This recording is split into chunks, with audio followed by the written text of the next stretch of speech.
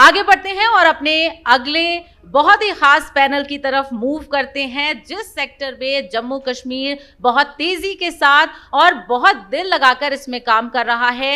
नई नई technologies advancement के साथ हेल्थ को कैसे इंप्रूव किया जा रहा है, अब हम इसको समझेंगे।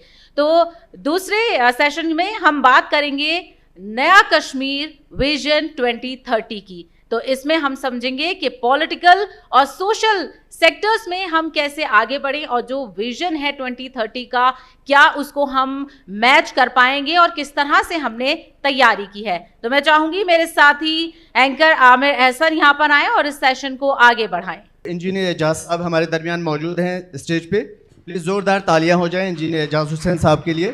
पॉलिटिकल लीडर हैं और बहुत सारी खिदमत हैं समाज के लिए इनका। डॉक्टर संदीप मावा साहब हमारे दरमियान तशरीफ़ फरमा है।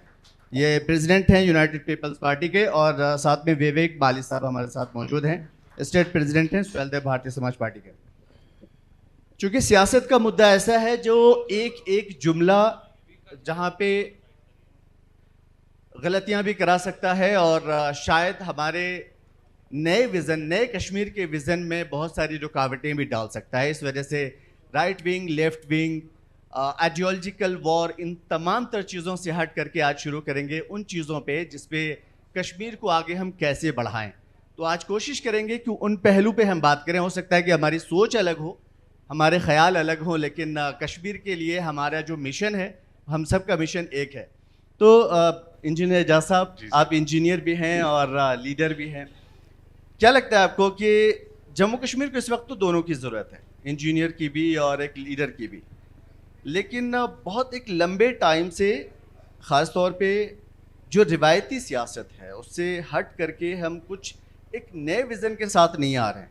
हम मैनिफेस्टो लेकर के आ रहे हैं, वादे हैं हमारे, बहुत सारी ऐसी चीज़ें हैं जो पूरी होती है, नहीं होती है, लेकिन उसके अलावा एक विज़न, एक ऐसा लीडर, एक ऐसी पार्टी जो पब्लिक के लिए मुकम्मल तौर से लगी हुई हो, या फिर उसके पास एक ऐसा प्लान हो जो किसी भी आइडियोलॉजी या किसी भी तरह की सोच के लोगों के साथ, चाहे वो एडमिनिस्ट्रेशन में हो या गवर्नमेंट में, फिट बैठे।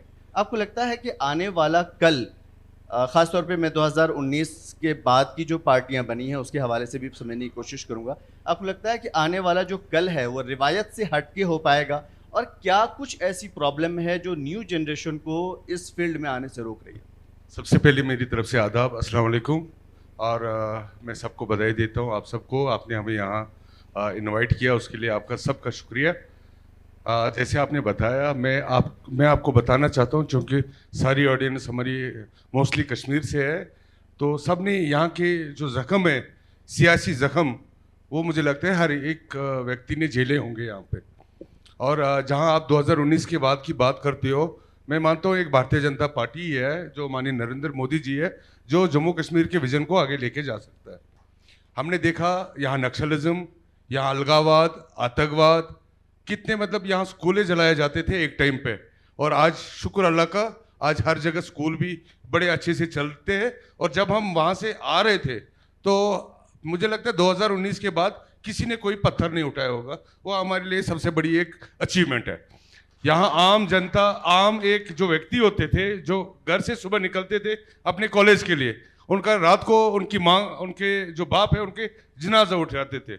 मैं मानता हूँ ये बहुत बड़ी एक चेंज है। अगर यहाँ एक रेस्पेक्ट के हिसाब से आप देखोगे, जो एक रेस्पेक्ट मिला है हमारे नौजवानों को, हमारी बहनों को, वो बहुत बड़ा एक ऐतिहासिक एक चीज़ हुई है। हाँ, डेवलपमेंट भी हुई है, हमने यहाँ डेवलपमेंट का आगाज़ भी किया है। हमने ऐसी सारी स्कीमें लाई यहाँ पे जो शायद इससे पहले कभी नहीं होती थी। यहाँ राजनीति चलती थी पाकिस्तान के नाम पे, यहाँ राजनीति चलती थी हुर्रियत के नाम पे, और शुक्र अल्लाह का आज उनकी दुकानें बंद हो गई है। आज कोई नहीं बोल सकता कि मैं हुर्रियत के साथ एफिलिएटेड हूँ या सेपरेटिज्म की कोई बात नहीं कर सकता। मैं मानता हूँ ये एक नया कश्मीर है, और जिस तरीके से आज इस मंच पे बैठ के मैं ये बता पा रहा हूँ, मैं मानता हूँ ये बहुत बड़ी उपलब्धि है। अगर इससे पहले हम लोग देखते तो शायद हम इस मंच से भी ये बोलने में मतलब ना गुरेज कर लेते, हम शायद बोलने में टकराते, क्योंकि शाम को पता नहीं कौन से आतंकवादी संगठन आते और हमें मारते। मुझे एक घटना याद है, मेरे एक भाई है शहीद हुए यहाँ पे अपने देश के लिए, शबीर भट्ट साहब। मैं पुलवामा गया था उसके साथ एक कार्यक्रम में, वहां पे मोदी जी के चित्र पे किसी एक एमएलए था, तब उन्होंने खून फेंका था और उस टाइम उन्होंने उसके साथ थोड़ा जो हमारे वर्कर थे उन्होंने उनको बोला भैया आप गलत कर रहे हो, मोदी जी हमारे प्राइम मिनिस्टर है, आप ऐसा नहीं कर सकते हो। और मुझे याद है उस बंदे ने उनको बोला था मैं लश्कर के हवाले आपको करूंगा, और 10 दिन के बाद उसकी लाश हमें वहां पे नदी किनारे मिली थी। मैं मानता हूं आज जो बदलाव आया है ये बहुत बड़ा एक बदलाव आया है। इसको हमने, इस लेगेसी को हमने, जो पीसफुल तो यहाँ एटमॉस्फेयर बना है उसको हमने आगे लेके जाना है, और ये हमारी विरासत है, इसको हमने बचा के जाना है। बहुत खूबसूरत बात कही आपने कि इसमें पार्टिसिपेशन सबका रहा है, और एक जो शुरू भी हमने यहीं से की थी, ख़ासतौर पे A team, B team, ideological war, सोच अपनी अपनी तमाम तर चीज़ें अलग हो सकती है, लेकिन कश्मीर को आगे बढ़ाने का जो विज़न है हर एक पार्टी के पास वो अपना अपना है। क्या लगता है आपको कि ये जो बीच में रुकावट आ रही है, मैं चाहूँगा कि संदीप मावा साहब को इसमें शामिल करूँ। आम तौर पे हर कोई अपनी कूजे में बंद है, हर कोई ख़ुद को बेहतर कर रहा है, और कहीं ना कहीं ये समझता है या फिर कोई पार्टी ये समझती है कि उसका जो रास्ता है वो सबसे बेहतर है, लेकिन उसके बावजूद अवाम अलग अलग जहत में बटी हुई है, आइडियोलॉजिकल या राइट विंग या ए टीम, बी टीम, वट जो भी उनका एक समझिए कि उनके पास जानकारी होती है, नॉलेज होती है। संदीप मावा साहब, मैं आपसे समझने की कोशिश करूँगा कि अवाम इन चीज़ों में पिस जाती है। हो सकता है आपकी सोच अलग हो, इंजीनियर साहब की सोच अलग हो, लेकिन अवाम बीच में क्यों पिसे? एक कॉमन मिनिमम ऐसा कोई प्रोग्राम क्यों नहीं है, या एक टारगेट क्यों नहीं है जो आने वाले कल को या आने वाले जम्मू कश्मीर को एक नया रुख दे सके, जम्मू कश्मीर जन्नत नज़ीर बनाया जा सके? बहुत शुक्रिया जी मीडिया का कि आपने मौका दिया। आपने एक बड़ा कंट्रोवर्शियल कि हम बटे हुए हैं। हमारे यहाँ एक बड़ी स्पिरिचुअल एलिवेटेड लेडी थी, दरवेश थी, उनका नाम ललदत था। आप तो 2026 में कह रहे हम बटे हैं। उन्होंने 500 साल पहले कहा था, सरी सम हो अक्सी रज लम हो अदमा रावे कहन गाव। इसका मतलब हम सब इकट्ठे होते, हिंदू मुसलमान सिख इकट्ठे, और एक ही रास्ता पकड़ते तो हम भटकते नहीं। हमें भटकाया है हमारे नेताओं ने। जो हम तकलीफ़ देख रहे हैं 47 के बाद, मुझे माफ़ करिएगा, मैं सबसे ज़्यादा दोष देता हूँ जो हम पिसे हैं। हमने पलायन देखा है, पीड़ा देखा है, मेरे 70,000 कश्मीरी मुसलमान शहीद हो गए।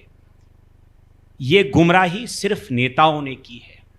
तो इसलिए समय की अभी मांग है कि इंट्रोस्पेक्शन, जब तक हम अपने अंतरात्मा को, हम धोखा दे रहे हैं सब लोग, मेजॉरिटी, मैं सब लोगों को नहीं कहूँगा, जब तक हम आत्मचिंतन नहीं करेंगे, मैं ये मानता हूँ कि अगर स्वयं भगवान भी आ जाए तो इस कौम का कुछ नहीं हो सकता। मैं बीच में आपको माफ़ी के साथ टोकना चाहूँगा। मैं असल में ये कहना चाह रहा हूँ, जैसे अक्सर मैंने देखा है कि संदीप मावा साहब कश्मीरी पंडितों की आवाज़ उठाते हैं, इंजीनियर साहब किसी और पार्टी के आवाज़ बन रहे हैं, और ठीक है अपनी अपनी सोच के हिसाब से पार्टी के काम में लगे हुए हैं, आवाम की खिदमत में लगे हुए हैं। मैं आपसे ये समझने की कोशिश करूँगा कि क्या ऐसा रास्ता अपनाया जाए, क्या ऐसा मिशन हो, विज़न हो जो कश्मीर को, हर एक को एक कश्मीर के प्लेटफॉर्म पे, कश्मीरियत के प्लेटफॉर्म पे रोक करके रखे और आगे बढ़ाए? मैं वही कह रहा हूँ, तभी मैंने कहा जब हम इंट्रोस्पेक्शन करेंगे कि हम कर क्या रहे हैं, what have we achieved from last 36 years, हम पहुँचे कहाँ हैं, रास्ता नहीं है साहब। इसलिए जो आपने कहा, हमें सबको एक प्लेटफॉर्म पे आना है। राइट विंग, लेफ्ट विंग, वो wing, this has to end, because मुसलमान हिंदू से कब तक आप साहब इस सियासत को चला के अपनी राजनीति करेंगे? आप एक आदमी को ऊपर उठाइए कि क्या आप कन्विंस्ड है यहाँ के लोकल पॉलिटिशियन से? तो इसलिए वी नीड टू अंडरस्टैंड, जब तक हम अपना मफाद नहीं छोड़ेंगे, हर कोई, चाहे पार्टी हो, कोई बिजनेसमैन भी यहाँ हो, हर कोई तकलीफ में है।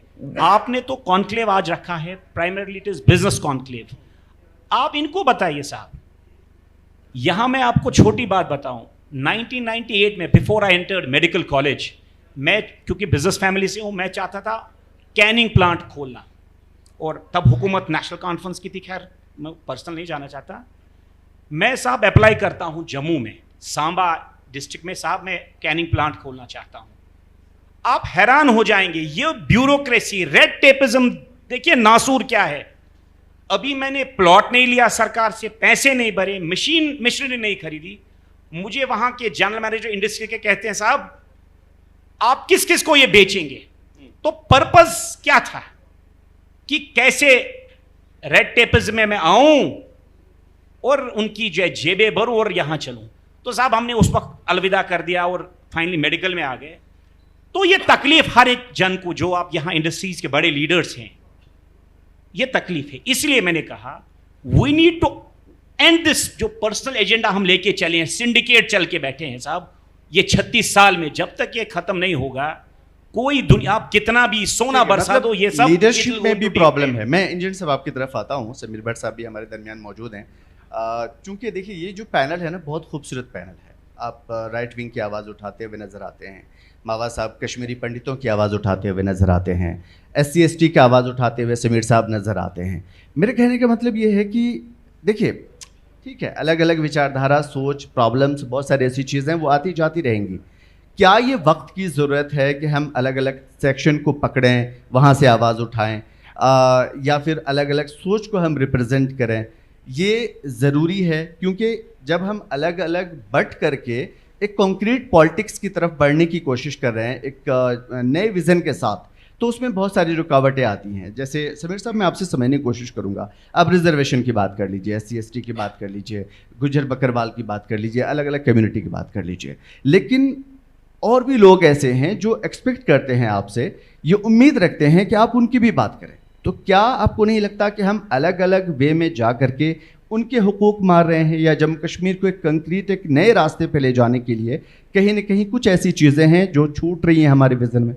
सबसे पहले मैं जी लद्दाख और सलाम का धन्यवाद देता हूं, आज मुझे यहाँ मौका दिया है, और साथ ही साथ जितने भी यहाँ पे स्टाफ हैं, एडिटर साहब हैं, उन सब का धन्यवाद करता हूँ जिन्होंने आज बिजनेस कॉन्क्लेव कश्मीर एक नई उम्मीद यहाँ रखा है SKSIC में। रही बात जिस तरह से आपने देखा होगा जम्मू कश्मीर में क्या हालात हुए थे, सब वाकिफ हैं, लेकिन 2019 के बाद जम्मू कश्मीर के लोग, चाहे बिजनेस कम्युनिटी से हो या आम पब्लिक हो, उन्होंने बड़ा सफ़र किया था, लेकिन कहीं ना कहीं 2019 के बाद वही उम्मीद उनको नज़र आई है। आज हमें यहाँ पे बैठे हैं इतने आराम से, ये सिर्फ और सिर्फ जो हमारे माननीय नरेंद्र मोदी साहब हैं उनकी वसादत से यहाँ बैठे हैं, वरना आप सभी को पता होगा कब कौन सा फतवा, कौन सा कैलेंडर निकल जाए किसी को मालूम नहीं था। नहीं, चूँकि वक्त बहुत कम है तो मैं विवेक वाली साहब माफ़ी के साथ मैं बीच में आपको इंटरप्ट कर रहा हूँ।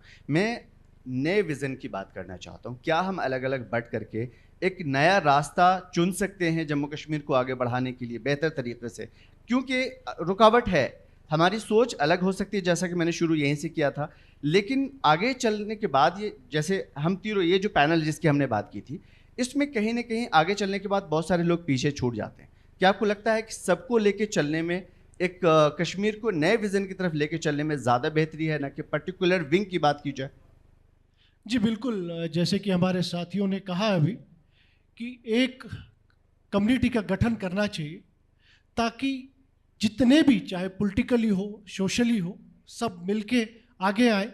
और जिस तरह से लोगों को गुमराह किया गया है, जितने भी यहाँ के सियासतदान हैं जो रहे हैं, जिन्होंने कभी ये कहा है कभी वो कहा है, तो हम उसमें नहीं जाएंगे, लेकिन एक प्लेटफॉर्म ज़रूरी होना चाहिए। जैसे कि आज आपने जी ने यहाँ पे एक प्लेटफॉर्म दिया है, वैसे ही हमारे जितने की जम्मू कश्मीर के जितने भी लोग हैं, चाहे सियासतदान हैं, जितनी भी पार्टीज़ आई हैं, उनको मिलके एक नए कश्मीर का आगाज़ करना चाहिए ताकि जम्मू कश्मीर के लोगों को, जम्मू कश्मीर में जो बिज़नेस करने वाले हैं, जम्मू कश्मीर के जो बच्चे हैं, वो एक नई राह के ऊपर बढ़े।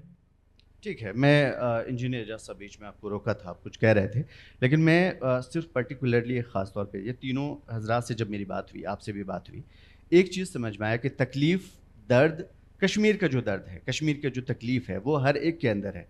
लीडरान भी ये सोच रहे हैं, पार्टियां भी ये सोच रहे हैं कि नहीं, कश्मीर के मामले में हर कोई एक जगह नज़र आता है, एक ही प्लेटफॉर्म पे नज़र आता है, लेकिन एग्जीक्यूशन नहीं हो पाती, रिजल्ट या आउटपुट नज़र नहीं आता। उसकी वजह क्या नज़र आती है? देखिए, जैसे मेरे साथी बता रहे थे, इनकी विचार एक हो सकती है, हमारी विचार दूसरी हो सकती है ना, लेकिन डेमोक्रेसी का यही असल माने कि अलग अलग विचारों में एक गुलदस्ते की रूप में हम लोग आगे बढ़े, ये सबसे बड़ी बात है। मैं मानता हूँ यहाँ संगठन की जरूरत नहीं है, हमारे पास ऐसे हजारों संगठन है, कितने संगठन बनाएंगे हम लोग, कितनी आइडियोलॉजी की हम लोग घर घर घूमते रहेंगे, उसमें तो हम लोग डिवाइड होते जा रहे हैं। हर एक संगठन रोज एक नया नया संगठन स्टार्ट हो रहा है, अपनी अपनी आइडियोलॉजी दे रहा है और किसी को कोई परवाह नहीं। मैं मानता हूं एक सोच की जरूरत है। सोच कौन सी होनी चाहिए? राष्ट्रवाद की। आप राष्ट्रवाद की सोच बनाओ। मैं मानता हूं कोई भी पॉलिटिकल पार्टी हो, वो अपनी राष्ट्रवाद की सोच बनाए, राष्ट्र को समर्पित करे और सर्वोपरि रखे राष्ट्र को। मैं मानता हूं वो बहुत बड़ी उपलब्धि होगी और वो हमारे लिए बहुत बड़ा चैलेंज है, क्योंकि हमने देखा जो राष्ट्रवाद और जो राष्ट्रहित में काम करने वाले लोग हैं, उनके लिए बड़े चैलेंज है। उनके लिए एक ही चैलेंज नहीं है, उनके लिए ब्यूरोक्रेटिक चैलेंज भी है, एडमिनिस्ट्रेटिव चैलेंज भी है। उन चीजों को हटके मैं मानता हूं एक राष्ट्रवाद की एक ऐसी सोच है जिसको हम लोग आगे लेके जा सकते हैं। देखो, जब हम देश की बात करेंगे, चाहे कोई भी पॉलिटिकल पार्टी हो, जब देश की बात करेंगे तो उसमें हम लोग कभी नहीं बटेंगे, उसमें कभी डिवाइड नहीं हो जाएंगे। इसीलिए हमने देश को एक बीच में एक प्लेटफॉर्म बना के आगे लेके जाने की जरूरत है। मुझे पता है कि ऑडियंस में ज़्यादातर ये लोगों के इसके बाद शायद ये सवाल गूंजा होगा जहन में कि आखिर वो राष्ट्रवाद का प्लेटफॉर्म किसका हो। जाहिर है कि हर कोई अपने राष्ट्रवाद के साथ खुश है और हर कोई अपने राष्ट्रवाद का बेहतर दावा करता है। मेरे ख्याल से किसी भी पार्टी या विंग्स को छोड़ करके हमारे पास एक ऐसी चीज़ है जिसे संविधान कहते हैं।